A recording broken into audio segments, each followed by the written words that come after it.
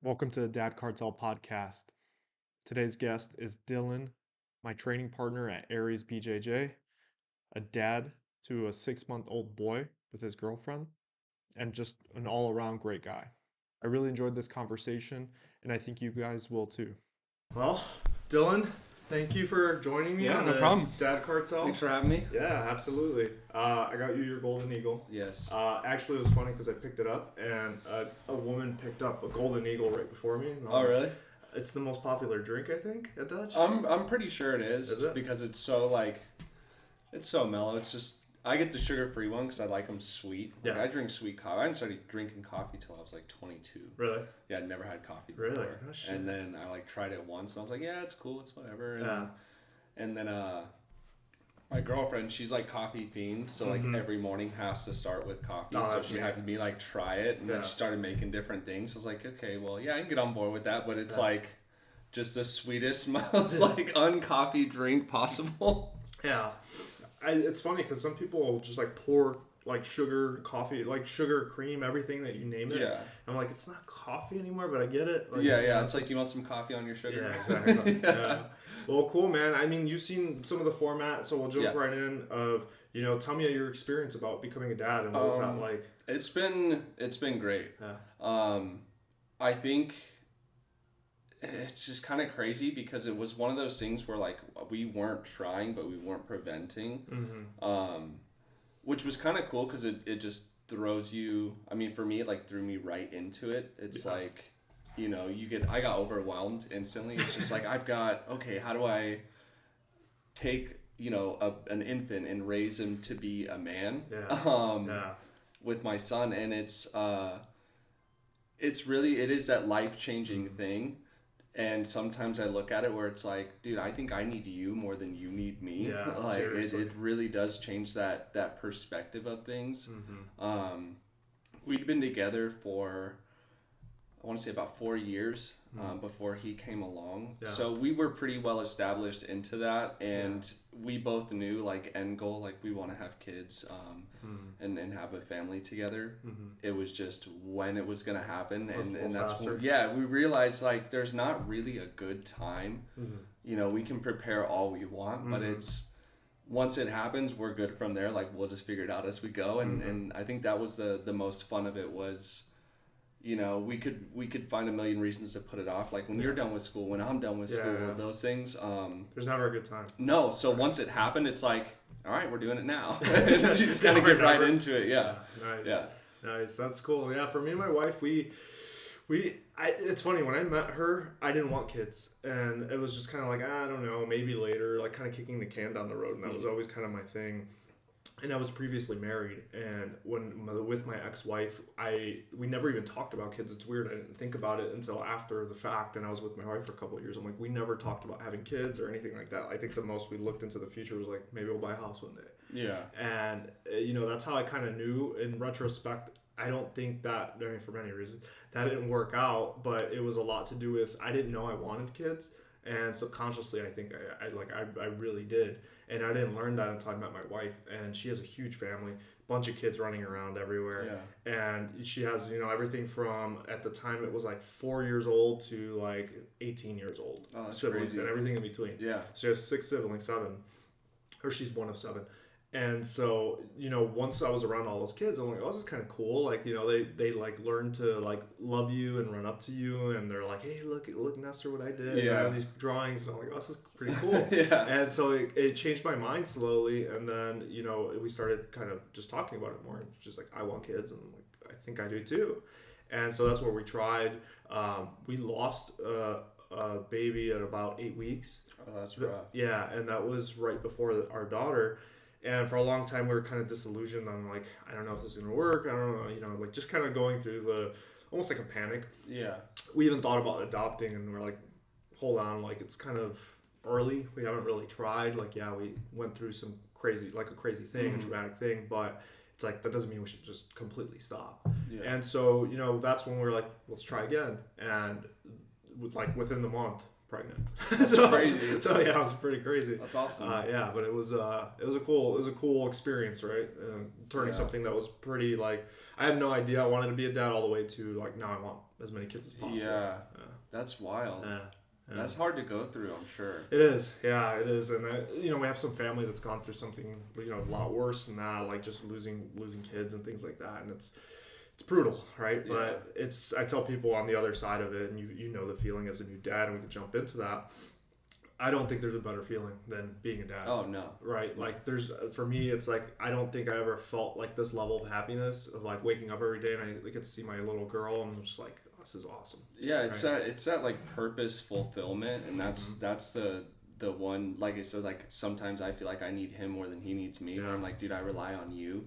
But I think a lot of that too just stems from, it's not like a physical thing. It's just like, I don't know what it is, but it's you're here, and it changes your life in that way.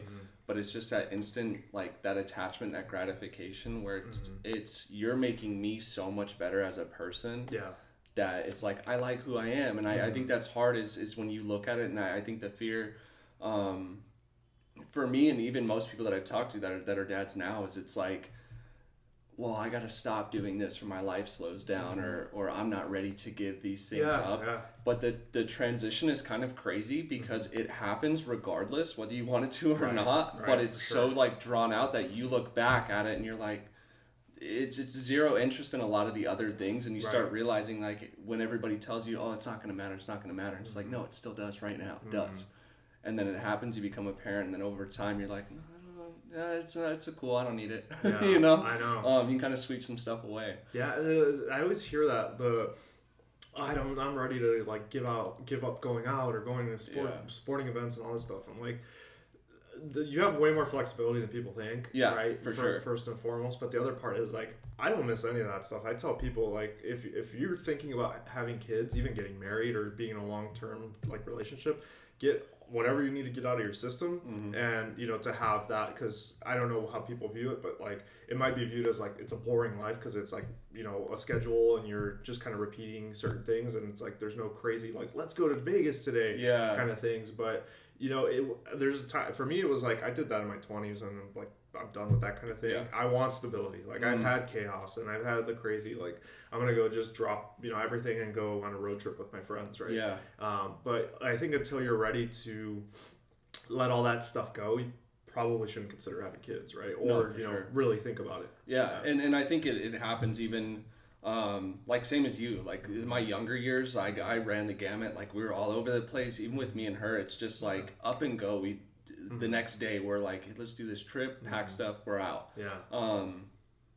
I think the fun part now is that still happens. Yeah. It's just a longer process. Now we're like, okay, now we got to pack for him and like prepare that out. But the one thing that I've always stuck to in me and her, it's like our life doesn't have to stop. Like now we get to give this experience to him. And it's I really break things down and just look at them at like face value. I'm like, everything in the world is new. Anything that we take him and show him, like that is the first time he's ever going to get to see it or experience it. So that's what makes it fun to redo things. Like we were talking about going to Disneyland. We've gone a ton of times. But now it's new for you guys. Yeah, and he's only 6 months old, and so I told her, I was like, let's go we got to get the little autograph book and like take the pictures and do that whole thing. Because it's stuff that I didn't do as a kid, and I feel like that's a lot of it is like, what didn't I get as a kid that I want to give to him? But at the same time, like I also understand like there's those difficulties that he has to go through in life. As much as we want to protect him, I'm like, but I turned out fine. So he needs that at some point. So there's that line between like I'm gonna spoil you and give you everything I never had to make up for my own things. Versus, okay, what is the purpose that I'm doing this for? Like, do I want you to experience this for your sake, or do I want you to for like our sake? Like, are we reliving moments now? Yeah. And I think it could be a balance, right? I think the same way of like in my childhood, it was pretty straightforward. Like we didn't go do these like we're going to Disneyland, we're going to Universal Studios, all that stuff. Yeah. It was always kind of talked about, but we never did it. So for me, it's definitely of like, I want to make sure I provide the experiences I think would be, some like lasting memories and things that my kids can look back on and say, wow, that was really cool. And I'm glad we did that. Whether it's, something at the time they may hate or something that they're for sure going to love, right? Like, I think that's important. But I mean, I think a lot of people look at it that way, right? Like, this is going to be, maybe me and my wife went to, whatever, we went to Florida or we went to Sedona or whatever it is, right? But now we want to go with our daughter, because that's new to us entirely, because now it's with our daughter, right? So I think a lot of people do that. It's pretty common. Yeah. And I think it's important for you as well to provide that experience. Like, you get that fulfillment, and that's when you start, like everything else, it just unfolds to where it's I'm not doing it for me anymore. I'm doing it for you. And those little moments that add up to you, that's what makes it so much more fulfilling, is that you're the provider of that, or you're the one who facilitated it. Yeah. For sure. Versus, just trying to relive your childhood at the same time. But like, it kind of goes hand in hand. Wanted to do something, You're like, no, we're doing this because I never got to. Right. I know. You mentioned something that I've talked about quite a bit, but balancing the coddling or the nurturing or over nurturing potentially, and then situations like creating some kind of adversity, right? Because in adversity is a lot of growth, and I'm sure you can attest to that. So how do you think about that now as a dad, and how are you going to try to find that balance? It's a lot different now, because I always felt like, as a dad, it's like you're in protector mode. It's just, that's what's ingrained in us, and that's just evolutionary. Like, we protect yours. That's just what we do. I realized for me, like, my parents got divorced when I was 12, and then I ended up moving out at 15 from my mom's house. My dad was a Marine for 20 something years. So it was a little bit different, where I didn't have, like, it became me who felt that, like, this is, I got to watch over my brothers, watch over mom, stuff like that. So coming into it now, it's a lot different, because I can be there in that way. But I still need him to go through his own things. And sometimes it's, look, I made the mistake, so you don't have to. Like, I'm going to jump in front of you. I'm trying to tell you, do not do this. It's not going to work out for you. Yeah. But at the same time, that a lot of those pieces of me trying to figure out, like, all these mistakes, it helped me get to a point where you almost have to learn it that hard way, where you got to go through something. It's got to be daily, and it doesn't have to be like this major life altering event. But there's little struggles that they have to figure out, because without that, and that constant reliance, it's like, I'm not doing you any justice. I'm not doing you any favors or helping you in life by being the one who's going to jump in front of it every single time. Bubble wrapping his whole world. It's they need consequence, and that's the one way to learn it is, we get positive consequence. We do something and then it's rewarded, but in the negative sense of things, or on the other side of things, it's like you're not going to lose, but you will learn. And that's my biggest thing is you can't lose. It's I'm either going to win everything, or I'm going to learn something really hard. And I think that's important for a lot of kids, and I feel like it's gotten too protective, because we're afraid of what we're seeing the rest of the world turn into. It's hard. When we were young, problems were a lot different. And as we mature and get older, we see the reality of the world. And so we try to protect so much that it's like, are we protecting or letting them live life to learn the things that we had to learn, a little bit later maybe, but it's the same problem. They're going to have harder problems when they get older. So I think they have to get that experience out of the way. No, I think I love that kind of phrase where it's like, parents should think of it as like you're putting your kids on your shoulders, and they're gonna be like the next evolution of what you are, right? They have to be better. I look at it that way of, what's the point of me getting to wherever I've gotten so far and wherever I'm heading if they're not going to be 10 times better than me?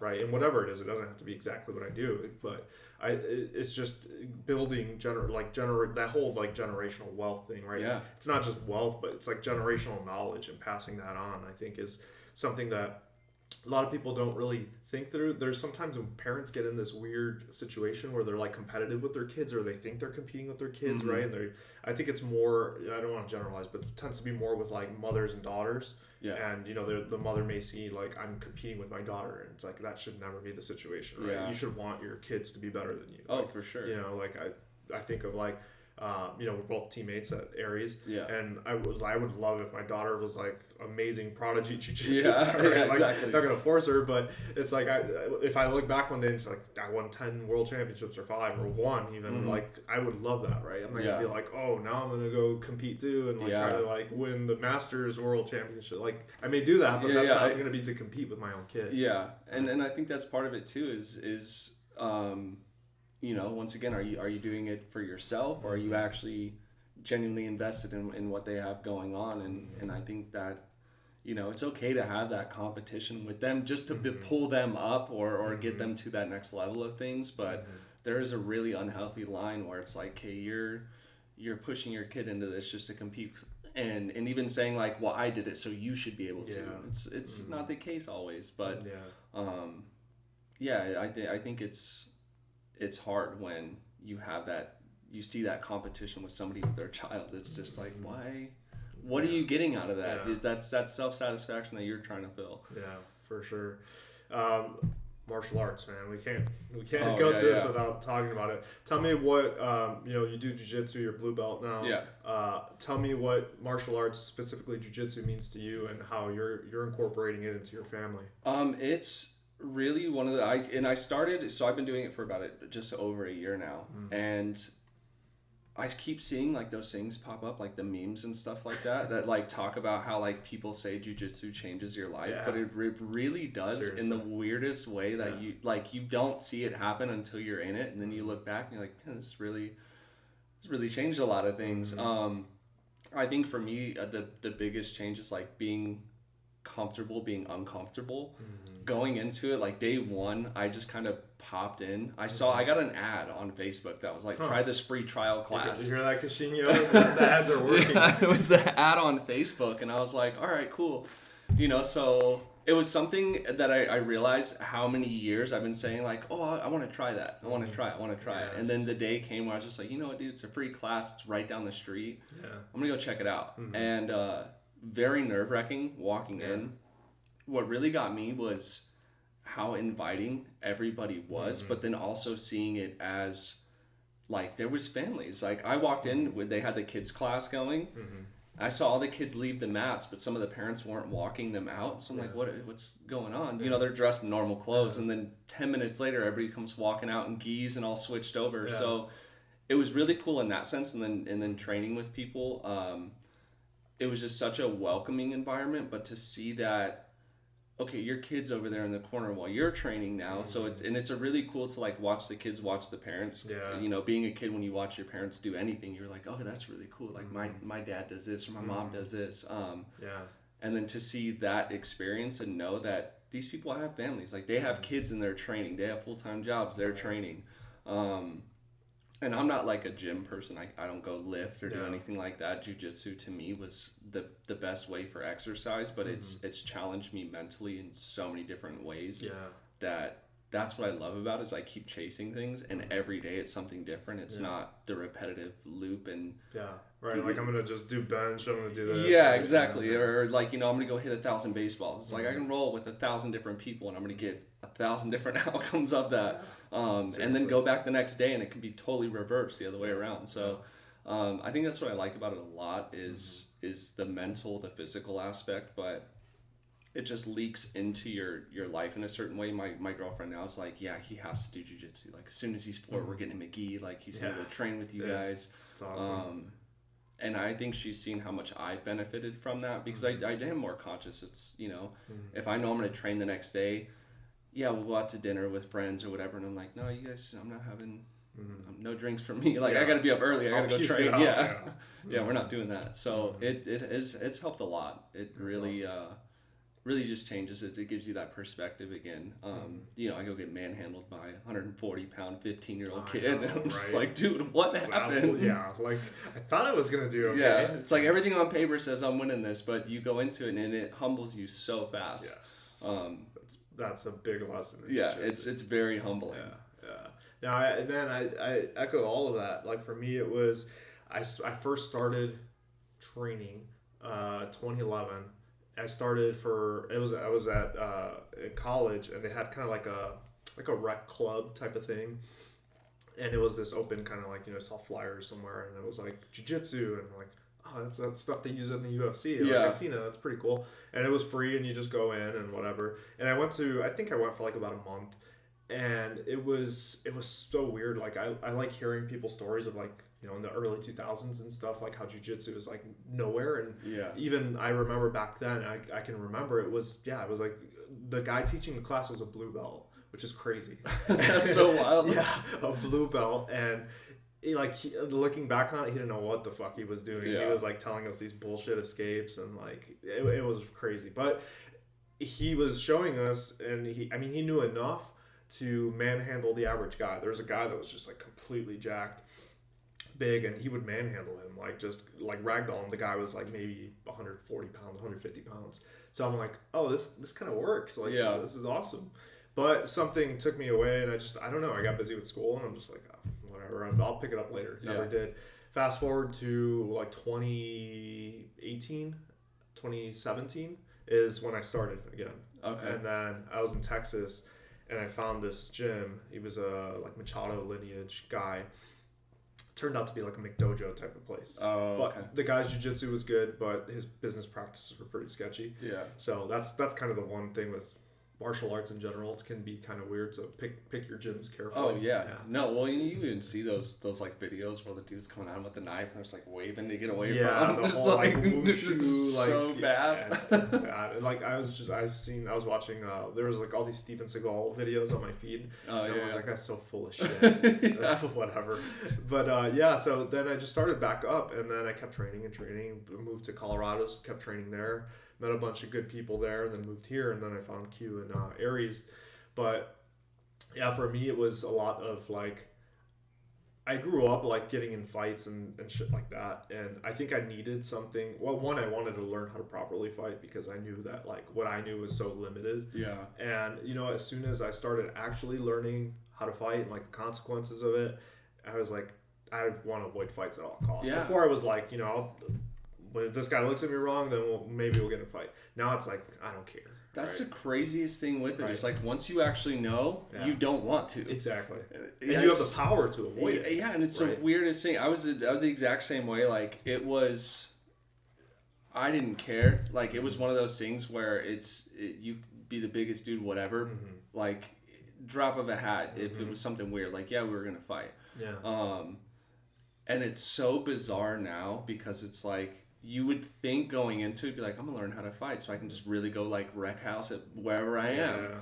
And then you get to that and you're like, no, I don't want to do it. Yeah. And I think a lot of the weird part of it is even now, like friends, like you used to wrestle, stuff like that, you have drinks, whatever. Mm-hmm. I don't even want to do that because I'm like, no, because you don't know what you're doing, and if you hurt me, then I can't train. Like, or I hurt you. Yeah, it's off. Yeah. Like I refuse to do it unless if we're at a gym setting, even outside of that. If we get together, whatever. It's the funniest thing that it deters you from wanting to. It's learning like I don't violence want to do that. Prevents you from committing violence. Yeah, exactly. Yeah. And it's one of those things that it's the most wild thing to me. I have no desire anymore because I know what I'm doing. Mm-hmm. You don't know what you're doing, and I think a lot of it is most people don't want to fight. Yeah. They just want to hit you. Yeah. I think I was like listening to Joe Rogan the other day, and he's like, let them get worked up and just start ducking them. Yeah. Ducking them. And then once they get tired, then go after them. But it's like, it's true. And I started thinking about it. It's like, there's so many times where if somebody had known what they were doing and wore me out, and it got to like, we're actually fighting each other, I'm going to be, if I miss every throw and I'm tired, I'm like, hey, we're done. Yeah. You may not be, and I don't have any energy left to go for you. So I think it's that temperament and that control too. And I think even with jiu-jitsu, you get so frustrated sometimes being stuck in a spot. Yeah. You get your hand stuck underneath you and you're just fighting to get it out and you can't. Mm-hmm. You get frustrated, but that's when you realize like, no, you gotta stay controlled. Yeah. And I think that helps in that scenario where keeping your composure. And I don't care how aggressive you get. I'm not going to fight you. Yeah. You can say whatever you want to say. Don't touch me, but you can say whatever you want to say, and at that point, we'll just let it roll off. Yeah. It's hard to explain to people. I think Gordon Ryan talks about this a lot. And he's like, someone that's even like a white belt that's trained for 6 months can manhandle basically the average person. And it's not always 100%, right? But the more you train, the longer you train, the more it becomes like dealing with a toddler essentially, right? Like you see it like right now you've hit the level where you're not the one that's at the bottom of the food chain. Exactly. And so you're like, oh, here comes a white belt like first weekend. And you're like, oh my God, it's like this it's like dealing with a kid. Yeah. Like, they just don't know what to do. And it's like, we all started there. Yeah. And it just becomes this thing of, there's no point in me fighting someone that doesn't know what the hell they're doing. Mm-hmm. Now, if they put their hands on me, someone else that I'm with, whatever, that's completely different. But if it's just words, who cares? Yeah, right? exactly. Yeah. And I think that's the funny part now, like going into it, is that, being a white belt and first starting out, I still have like that very vivid memory of like the first week in there. And so I'll always ask like if they're white belts without stripes, anything like that. So I'll ask them like, how long have you been training for? And then it's really weird too, because I never thought I'd be that person like rolling with coaches, even rolling with you. There's times where I'm just like, dude, I'm stuck and lost and I don't know what to do. But it's that level of control that you can have. You slow things down a lot. And for me, only just barely hitting blue belt, it's kind of fun to go in with the guys that are 2 weeks in and I'll take side control and then I'll give them a minute. And it's funny how you can kind of pace yourself, because being a white belt, there was no pace for me. It's like, I'm just going to be a pain in your ass. Like, I'm just going to try whatever to survive the round. I'm not trying to attack you. I just want to survive the round. And now it's that weird level of I can control it now, and where it's like, hey, what are you gonna do? And you kind of do that back and forth. You can coach them a little bit, like just give them like, oh, you have that right there, right? Yeah, and there's a few times where I'll get Justin. I roll Justin a lot, and he's always putting me in the weirdest spot, and then he's like, no, what are you gonna do? And he'll let me work through it, and that's what I love about it. And I think that's why I want my son to do it so badly, is because it's like sometimes you're not in control, somebody else is, but going into it at that slower pace where it's like, figure it out. It's controlled adversity, right? Yeah, you have to figure it out. You don't have a choice. Yeah. You can be stuck there, but then afterwards, somebody could tell you, hey, this is what I wanted you to do. You didn't see it, because you're panicking or you're trying to be spazzy or you want to be the one attacking all the time. And that's where it's check that ego at the door. Like, you're. Last question for you. What advice would you give to a first-time dad? I think the biggest thing is just be patient and just know that as long as you're doing right by you and your family, then it's the right way. You're gonna have those harder days, but one of the biggest things is like a bad day with your dad's better than a good day without him. So it's really just keep patience. Don't look at all your mistakes thinking I'm not capable or your kid's going to go through and make them and panic in that sense. Just keep calm. You got it. You're going to figure it out. You're wired to raise that person. That person needs you. That's half of you. So in any capacity that you can be there, that's positive. And knowing that you're providing for your child what your child needs, and you're good. Kind of like Jiu Jitsu, just keep showing up. Don't overthink it. Don't stress it. Like, don't step into that role. Like, I feel like I have to be this person. It's just be you, like, to your child. And like, that's what they need. They need you, not what you think you need to be. Yeah. Awesome, man. Well, and on that, thanks, Dylan. Appreciate the time, and look forward to training, and maybe our kids will train together. Oh, no, that'd be rad. Right. That'd be so cool. Yeah. Because Stevie's about to be 10 months old. Yeah, and he just hit 6 months. There you go. Same class. Nice. Right, man.